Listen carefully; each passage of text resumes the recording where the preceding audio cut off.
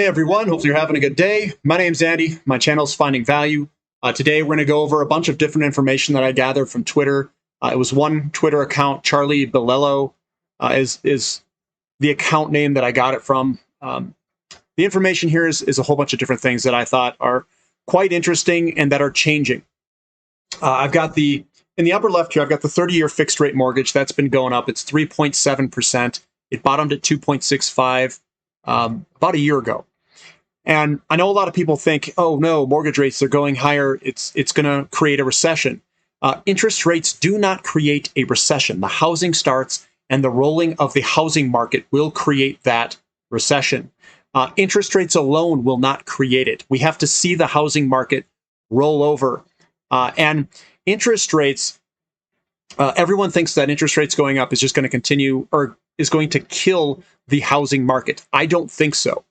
I think they will go up until the supply-demand has a large, we'll call it, it's a huge imbalance in the beginning.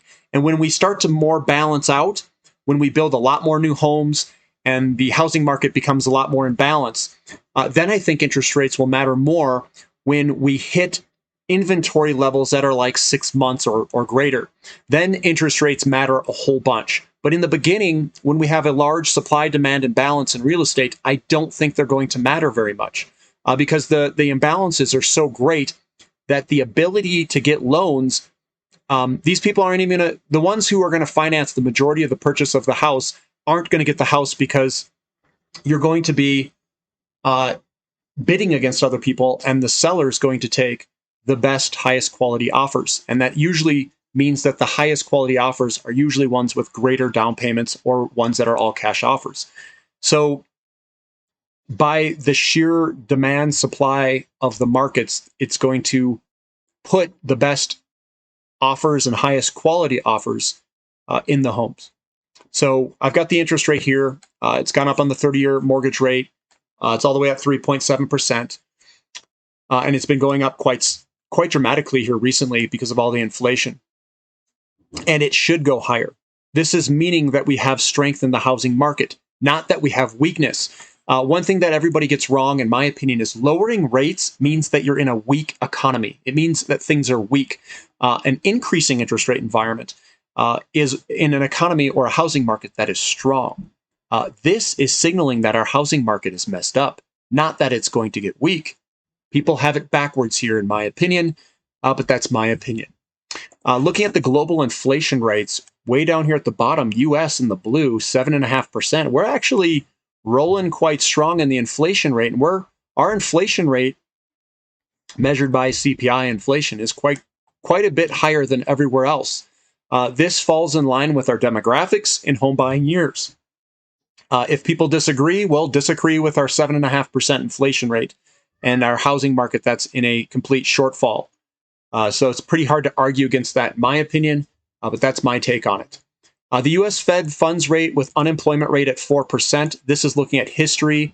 So whenever the unemployment rate's been at 4%, we've had an effective funds rate at these levels, anywhere from 1.7% to 6.5%, depending on the area. We are at 0.08% in a CPI year over year of 7.5%. This is the largest real negative rate in history that we've seen at a 4% unemployment rate. So we have lower effective funds rates and a way higher inflation rate with an unemployment rate at 4%, given history. Moving on to the right here, I'll move to the right. Effective federal funds rate, U.S. Consumer Price Index, and this is our minus 7.4 real Fed funds rate. It's a real negative rate, massive negative rate. It's one of the largest that we've ever had in history outside of sometime in the 70s. So I would suspect that we're going to see 70s type style inflation, which we have. And I think that the commodities will react like they did in the 1970s with this real negative rate. Looking at cotton, just as cotton futures, I just stole this. This is all the way back, long-term resistance line breaking to the upside, the highest since 2011 for cotton futures. We've got the national rent index up 18% year over year. The United States annual rent growth from 2018 to present. This is 2021 and 2022. What does this mean? It means that we're going into a very tight housing market, and now the rent market is starting to dramatically increase. We are out of homes, guys. We are very short in homes. You can see that the previous years were quite tame in relationship to what we have. We have more people looking for less homes in the buying market and in the rental market. We have a housing shortage across the board. Looking at U.S. Consumer Price Index, massive move higher, looking at it from a historical perspective back into the 1980s, and we've had a rocketing higher CPI year over year. I think that's correlated to the stimulus money and where we are in the real estate cycle and even this rent. Things are all going up in price. The S&P 500 bear markets defined by 20% peak to trough decline, 1929 to present. These are a whole bunch of bear market periods. This is the percent change. And we're looking at this because we could potentially be going into an S&P 500 bear market. And looking at this, we've got 35% bear market February to March of 2020, 2018, and so forth. And these are just some data looking at this, and we'll see what happens going forward for 2022. What I've got over here, scrolling to the left here, is the daily new cases in the United States for the coronavirus. It is coming on down in February 4th, 2022. This is going to be good. We should be able to see some more opening, greater openings, less restrictions, all of this stuff. And hopefully this goes way down, opening up the economy a little more. Now here's the Barclays aggregate total return for bonds. Bonds have usually been going up from 77. They've been in this big bull market, but look what's happening in 2021 and 2022.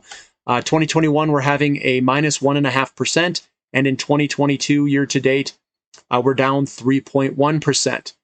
It looks like this, in terms of the bond market, is changing from a positive bull market into a potential top and a potential bear market, where we go into an increasing interest rate environment, and that's kind of where I'm at.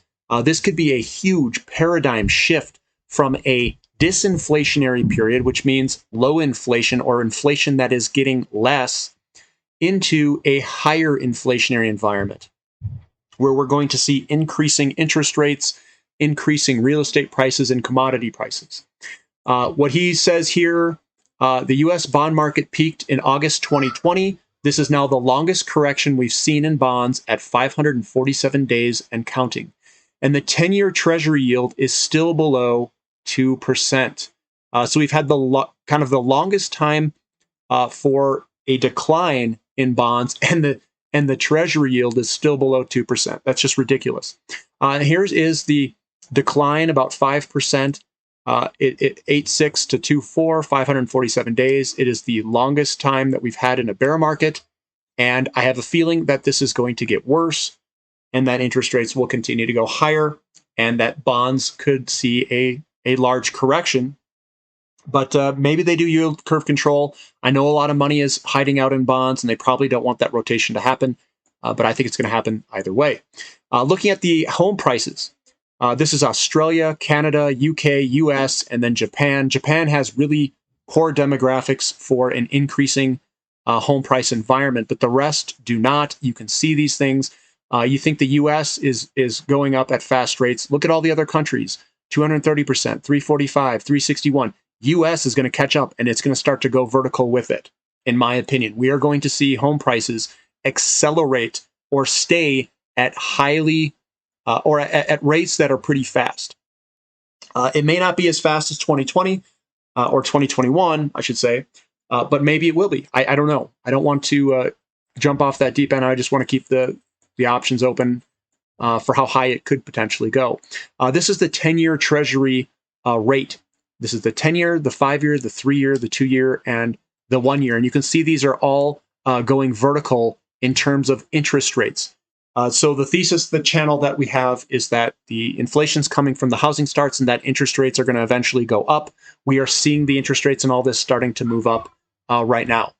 It's all coming to fruition. Looking at jobs, non-farm payroll report, 467,000 new jobs were added in January versus 150,000 estimate. There's 22 million jobs were lost in March of April 2020. 19.1 million jobs have been added back. Now 2.9 million below the high. Good news, there are 10.9 million job openings in the United States. That is insane. And this is, I think, some of the largest gap that we've ever had in job openings in relationship to people to fill them. Looking at the total return since the inception of ARK Innovation ETF in October 2014. Nice big parabolic move, and now we're coming back down quite dramatically. The NASDAQ 100 is also pulling on back. So these are all pulling on back. Probably not a good spot to be, in my opinion, for technology. The reason for that is technology stocks don't do very well under inflationary environments with rising interest rates. They do incredibly well under a recovery phase of real estate with low inflation, low interest rates. That is when they do absolutely berserk because all the money rotates into it and their valuations get bid up with the lowering of interest rates. So that's when they do very, very well. Scrolling over, I think that's all I've got for this one. So that's kind of the broad range of what I'm seeing out there in terms of employment, in terms of real estate prices around the world going up, in terms of the bond market, in terms of technology stocks going down, in terms of all these things. And that's kind of, I think, he has a whole bunch of different things out there that are really good. I don't think interest rates are going to kill the housing market. I think they would be if the housing market was at the end of an expansionary phase, but we are right at the beginning. This is when interest rates go up. This is how the markets work. This is the cycle. The cycle calls for higher interest rates at this time, and we're going to see higher interest rates continually go up over the next 5 to 10 years, in my opinion. Over that time frame, house prices will continue higher. Affordability will get worse, and it will get worse and worse and worse, and it has to get worse to price more people out of the market with the imbalances that we have in supply and demand. That is the cycle. To think otherwise would be to disregard history and how the cycles have worked in history. This is how it was in the 1970s. It was in the 1940s and 50s and 60s and 70s, the whole time frame when we had a large boom in the real estate market. If you do not have a boom in the real estate market, interest rates will not increase. You will be stuck like Japan. So it hinges off of the demographic and the growth of that demographic, and the growth of the real estate starts and the loaning of the money into the system. Interest rates go up based off of the inflation that is seen against the loans and expansion phase of that, the expansion of credit in that expansion phase of real estate. So that's what I've got for today, guys. If you guys like the clip, give me a thumbs up, subscribe to the channel if you haven't already, and thank you for listening. This is Finding Value.